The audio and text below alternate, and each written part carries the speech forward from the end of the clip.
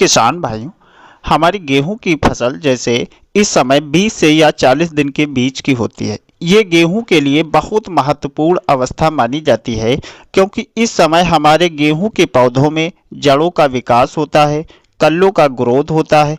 तो इस समय जो हमारे गेहूं के लिए जरूरी खाद, पानी, ये सब समय पर मिल जाते हैं, तो गेहूं के पौधे एक अच्छा ग्रोथ करते हैं, अच्छे कल्ले आते हैं। तो आगे चलकर एक शानदार उत्पादन गेहूं की फसल से निकाल पाते हैं।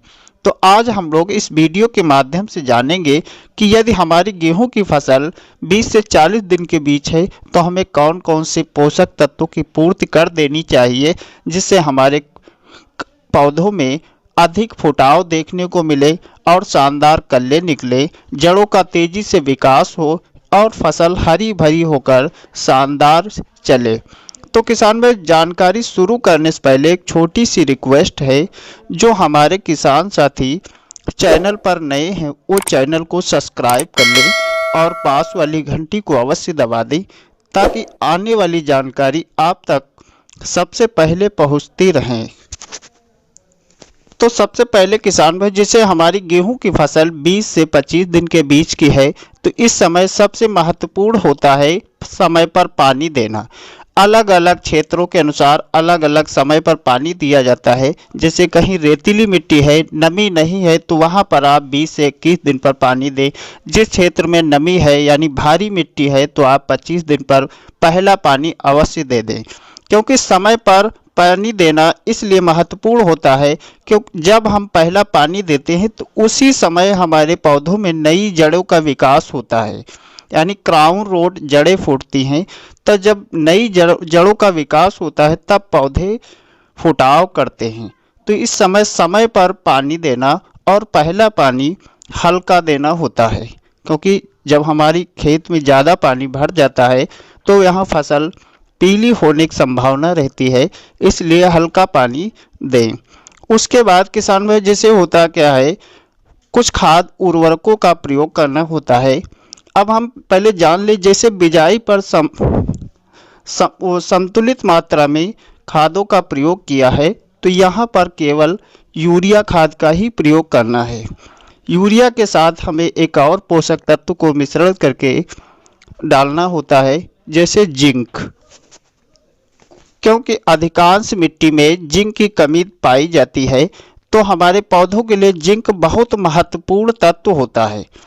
जब हम यूरिया के साथ प्रति एकड़ 40 से 45 किलोग्राम यूरिया और जिंक की मात्रा की बात की जाए तो हम 33% जिंक का प्रयोग कर रहे हैं, तो 5 से 7 किलोग्राम यदि 21% वाला जिंक का प्रयोग कर रहे हैं तो 7 से 10 किलोग्राम आप मिलाकर बिखेर दें। अब किसान भाई, जैसे इस समय जब हमको बिजाई के समय हमने संतुलित मात्रा में खादें नहीं दे पाई हैं, कुछ खादें हम जैसे डीपी नहीं मिल पाई या पोटास या और अन्य खाद, तो हमें जो है पानी से पहले उनकी पूर्ति कर देनी होती है। क्योंकि यहाँ पर सभी पोषक तत्वों की आवश्यकता पौधों को होती है, नाइट्रोजन, फास्फोरस, पोटेशियम।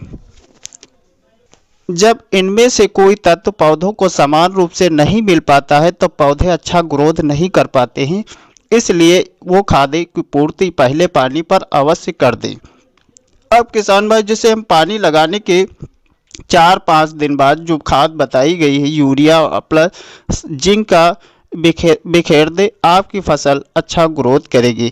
किसान भाई, यहाँ पर यदि फसल पीली पड़ रही, कल्ले बहुत अच्छे नहीं निकल रहे, तो आप एक और माइक्रो न्यूट्रन जैसे होते सभी पोषक तत्वों की आवश्यकता होती है फसल को, तो आप यहाँ सागरिका का प्रयोग अवश्य कर दें।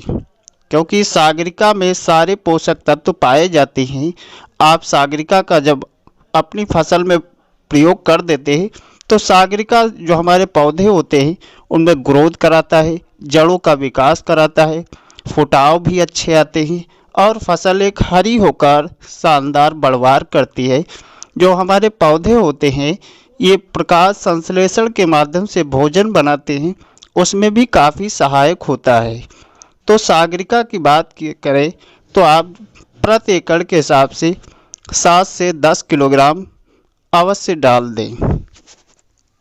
उसके बाद किसान भाई आपकी फसल जब अच्छे फुटाव लाएगी, फसल हरी भरी होकर चलेगी तो एक शानदार उत्पादन भी निकलेगा। किसान भाई जानकारी अच्छी लगी है तो चैनल को सब्सक्राइब कर लीजिए और पास वाली घंटी को अवश्य दबा दीजिए ताकि आने वाली सभी जानकारी आप तक सबसे पहले पहुंचती रहे। धन्यवाद। जय जवान जय किसान।